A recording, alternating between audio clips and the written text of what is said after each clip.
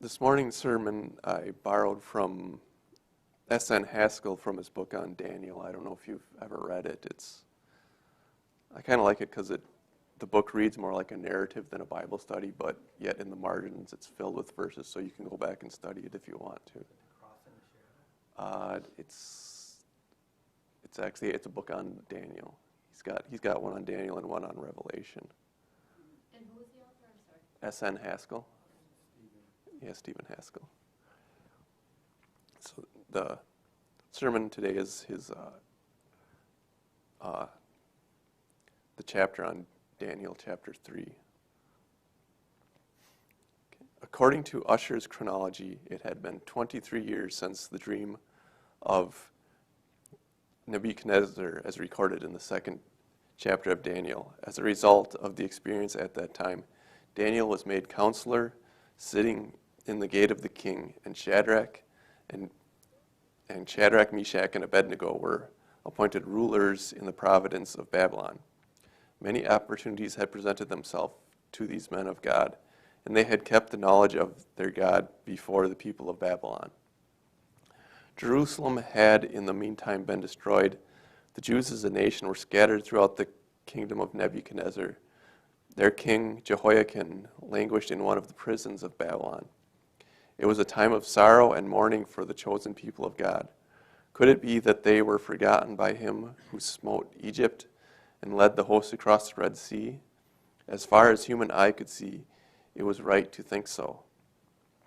Nebuchadnezzar had been humiliated when Daniel interpreted his dream, and he had then worshipped God. But as the years passed, he lost the spirit which characterized true worship. And while in the mind acknowledging the God of the Jews, in heart he was pagan still. So he made an image of gold, patterning it as closely as possible after the image revealed to him in his dream, at the same time gratifying his own pride, for the entire figure was gold. There was no trace of the other kingdoms which were represented by the silver, the brass, the iron, and the clay in the dream. On the plain of Dura it stood, rising at least 100 feet above the surrounding country, and visible for miles in every direction. Then a decree was issued by Nebuchadnezzar, calling to the capital the governors and rulers of provinces from all over the world. He, the ruler of kingdoms, thus showed his authority. It was a great occasion, and subject kings and governors dared not disobey the mandates of this universal king. Heaven was watching with intense interest, for this was the occasion when the highest worldly authority was to meet the government of heaven. Babylon was not only the greatest and most powerful government in the days of Nebuchadnezzar, but it was a symbol of earthly governments of all time, and for that reason we have the record as given in Daniel 3. As a king, he had a perfect right to call his subjects together. As subjects, it was the duty of those who were called to obey. As that great company gathered around the image on the broad plain, the voice of the herald was heard. At what time ye hear the sound of all kinds of music, ye fall down and worship the golden image. Whoso falleth not down and worshipeth shall the same hour be cast into the midst of a burning fiery furnace. God is a spirit, and they that worship him must worship him in spirit. But of spiritual worship, paganism is entirely ignorant. Except there be some form, some image before which they can bow, there can be to them no worship. It was wholly in accordance with the religion, the education, and the government of Babylon for the king to erect an image such as he did. It was wholly in harmony with the customs, educational, religious, and civil, for the people in general to respect a command to worship such an image. While it was in harmony with the worldly government, it was not, however, according to the principle of the heavenly government. Hence it is that, again, in the person of the Babylonian king, Satan is challenging the government of God. When Lucifer and his angels refused to bow before the throne of God, the Father would not then destroy them. They should live until death should come as a result of the course they pursued. The Babylonian king, however, threatened utter destruction to all who refused to worship his golden image. The motive power in the heavenly government is love. Human power, when exercised, becomes tyranny. All tyranny is a repetition of the Babylonian principles. We sometimes call it papal. It is likewise Babylonian. When the civil power enforces worship of any sort, be that worship true or false in itself, to obey is idolatry. The command must be backed by some form of punishment, a fiery furnace, and the conscience of man is no longer free. From a civil standpoint, such legislation is tyranny, and looked at from a religious point of view, it is persecution. The vast throng fell prostrate before the image, but Shadrach, Meshach, and Abednego remained erect. Then it was certain Chaldeans, teachers in the realm, jealous of the position and power of these Hebrews, having waited for a chance to accuse them, said to the king, "There are certain Jews whom thou hast set over the affairs of the province of Babylon. These men have not regarded thee. Can it be, thought the king, that when the image is made after the pattern of the one shown me by the God of the Jews, that those men, Shadrach, Meshach, and Abednego, have failed to worship at my command? Can it be possible that when I have elevated these men, who were only slaves, to high positions in the government, that they will disregard my laws?" The thought festered in the heart of the king. Self-exaltation bears no opposition, and the men were called forthwith into the presence of Nebuchadnezzar. "Can it be possible, O Shadrach, Meshach, and Abednego, after all that has been done for you, that ye do not serve my gods, nor worship the image which I have set up?" The reason for making the image was doubtless explained, and another opportunity offered them in which they might redeem the past offense. But if it was willful disregard of authority, the law of the land should be enforced. The furnace was pointed to by the king as awaiting traitors and rebels. With a test of fidelity of these three companions of the fidelity of these three companions of Daniel. They realized that they were in the presence of not only the richest monarch of the earth, and that disobedience meant death, but before the assembled multitudes of the plain of Dura, and that they were a spectacle to God, to angels, and to the inhabitants of other worlds. The whole universe was watching, and inexpressible interest to see what these men would do. The controversy was not between man and Satan, but between Satan and Christ, and eternal principles were at stake. Men were actors in the contest. They could stand as witness either for Christ or for Satan in this time of decision. Would they allow an unsanctified emotion to have possession of their lives and compromise their faith? What could a religion be worth which admitted of compromise? What can any religion be worth if it does not teach loyalty to the God of heaven? What is there of any real value in the world, especially when on the very borders of eternity, unless it be God's acknowledgement of us as his children? These Hebrew youth had learned from the history of God's dealings with the Israelites in times past that disobedience brought only dishonor, disaster, and ruin, and that the fear of the Lord was not only the beginning of wisdom, but the basis of all true prosperity. They therefore calmly and respectfully told the king that they would not worship his golden image, and that they had faith that their God was able to protect them. The king was angry. His proud spirit could not tolerate this refusal to obey his decree. He ordered that the furnace be heated 7 times hotter than usual, and that the most mighty men of his army bind these 3 Hebrews and throw them into the fire. This was done, but God in this act began to vindicate his worthies. The furnace was so exceedingly hot that the mighty men who cast the Hebrews into the fire were themselves destroyed by the intense heat. God suffered not envy and hatred to prevail against his children. How often have the enemies of God united their strength and wisdom to destroy the character and influence of a few humble, trusting persons. But nothing can prevail against those who are strong in the Lord. The promise is, the wrath of man shall praise thee. God preserved his servants in the midst of the flames, and the attempt to force them into idolatry resulted in bringing the knowledge of the true God before the assemblage of princes and rulers of the vast kingdom of Babylon. This is the victory that overcometh the world, even our faith. All things are possible to those who believe. What things soever ye desire, when ye pray, believe that ye receive them, and ye shall have them.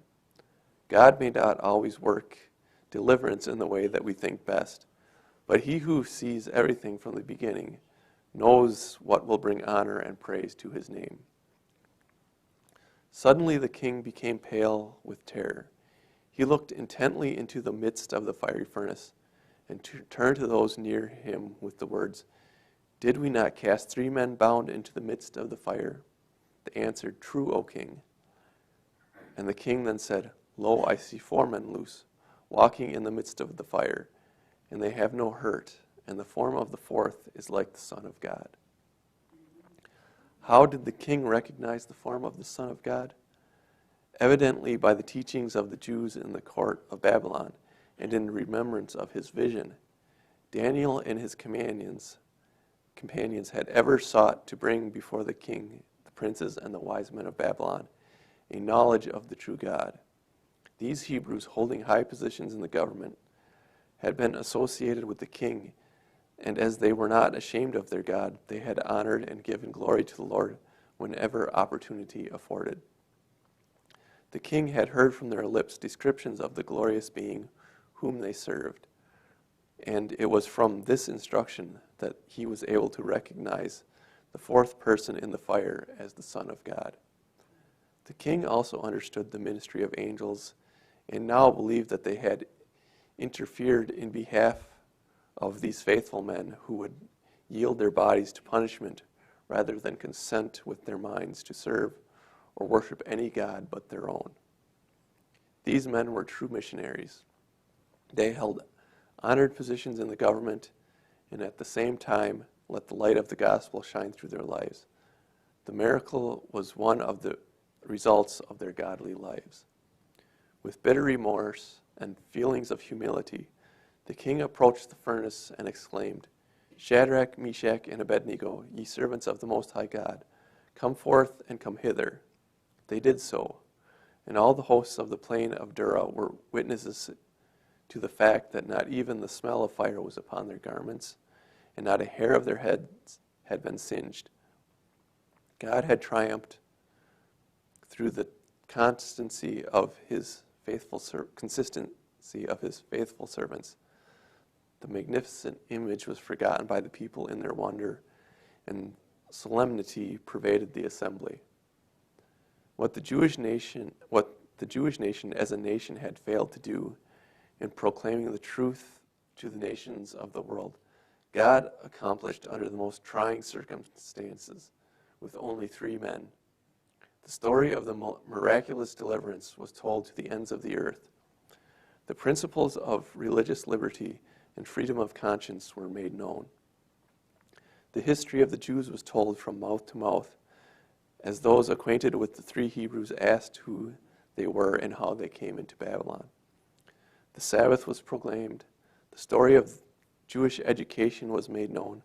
The glory of Babylon was for the time forgotten, as the splendor of the heavenly kingdom and the principles of God's government became the absorbing theme. Without doubt, some men dated their conversion from that day, and forces were set in operation which paved the way for the return of the Jews a few years later. Again, the heathen monarch is brought to acknowledge the power of heaven's king. When Daniel interpreted the dream, worldly wisdom and the learning of Babylonian schools fell before the simple gospel teaching as carried out by faithful mothers in Israel. When the three Hebrews were saved from the heat of the furnace, the principles of God's government, true Protestantism, as it would be called today, were proclaimed before the nations of the earth. It was only a partial appreciation of these principles which Nebuchadnezzar at first gained. Nevertheless, it led to the decree that throughout the whole dominion, wherever a Jew might be living, no man should speak against the God of Shadrach, Meshach, and Abednego. This gave freedom to every believer to worship unmolested. Satan, in attempting to destroy the Hebrews, had overstepped the bounds, and in place of the death of 3, life was granted to thousands. The trial on the plains of Dura was the crowning act in the lives of the 3 Hebrews. We are told that they were advanced to higher positions in the province of Babylon, but we hear nothing further of them. In the testing time, they did not know that the Lord would deliver them from the furnace, but they had faith to believe that he had power to do it if it was his will to do so.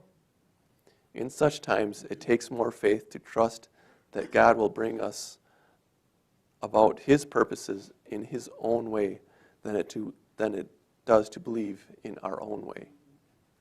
It is the absence of this faith and trust in critical times which brings perplexity, distress, fear, and surmising of evil. God is ever ready to do great things for his people when they put their trust in him. Godliness with contentment is great gain. Seldom are we placed in the same circumstances twice. Abraham, Moses, Elijah, Daniel, and others were sorely tried, even unto death. Yet each test came in a different way. Each one today has an experience peculiar to his character and circumstances. God has a work to accomplish in the life of each individual. Every act, however small, has its place in our life experience. God is more than willing to guide us in the right way. He has not closed the windows of heaven to prayer, but his ears are ever open to the cries of his children. And his eye watches every moment of Satan to counteract his work. Shadrach, Meshach, and Abednego were men of like passions with ourselves. Their lives are given to show what man may become even in this life, if he will make God his strength and wisely improve the opportunities within his reach. Among the captives of the king who had similar advantages, only Daniel and his 3 companions bent all their energies to seek wisdom and knowledge from God, as revealed in his word and works. Although they afterward held high positions of trust, they were neither proud nor self-sufficient. They had a living connection with God, loving, fearing, and obeying him.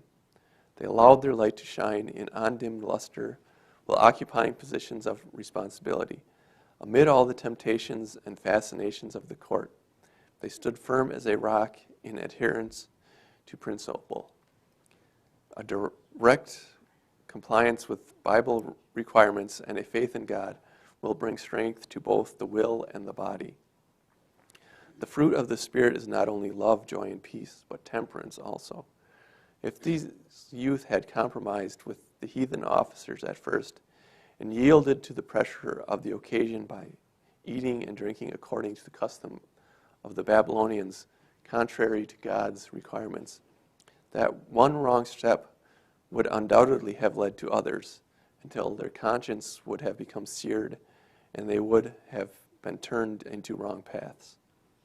Faithfulness in this one point prepared them to withstand greater temptations until finally they stood firm in this crucial test on the plain of Dura. The 3rd chapter of Daniel may be studied with profit in connection with the message referred in the 13th chapter of Revelation. The principles are the same in both. All the world was called to worship the image set up in the province of Babylon. Refusing, they would suffer death. In Revelation, there's brought to view an image to the beast, governments on earth which will frame laws contrary to the requirements of God, life and power will be given to this image, and it shall both speak and decree that as many as will not worship it shall be put to death. All, small and great, rich and poor, free and bond, will be required to receive a mark in the right hand or in the forehead.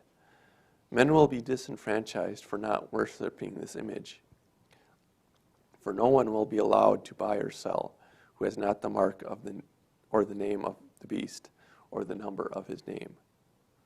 Who will be able to stand the test when this decree to worship the image to the beast is enforced?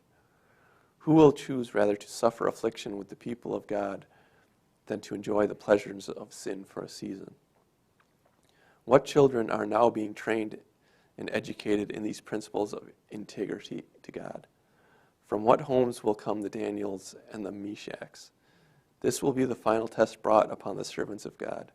The scenes portrayed in the 3rd chapter of Daniel are but a miniature representation of those trials into which the people of God are coming as the end approaches.